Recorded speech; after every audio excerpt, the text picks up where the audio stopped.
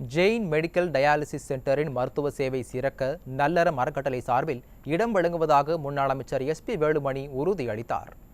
கோவையில் Jain dialysis centre என்ற பெயரில் அனைத்து தரப்பு மக்களுக்கும் ஜெயின் சமூக மக்கள் பல்வேறு மருத்துவ சேவைகளை செய்து வருகின்றனர். இந்நிலையில் அறக்கட்டளைக்கு நிதி திரட்டும் விதமாக தனியார் பள்ளியில் நடைபெற்ற நிகழ்ச்சியில் சிறப்பு விருந்தினராக கலந்து கொண்ட முன்னாள் அமைச்சரும் அதிமுக தலைமை நிலைய செயலாளருமான SP வேலுமணிக்கு உற்சாக வரவேற்பு அளிக்கப்பட்டது. இந்த நிகழ்ச்சியில் பேசிய முன்னாள் அமைச்சர் SP வேலுமணி, கோவை விமான நிலைய விரிவாக்க பணிக்காக நிலம் கையகப்படுத்தப்பட்ட நிலையில் திட்டத்தை நிறைவேற்றாமல் அரசு காலதாமதம் செய்து வருவதாக குற்றம் சாட்டினார். மேலும் ஜெயின் மெடிக்கல் சென்டர் சேவை சிறக்க நல்லறம் அறக்கட்டளை சார்பில் இடம் வழங்குவதாக முன்னாள் அமைச்சர் SP வேலுமணி தெரிவித்தார்.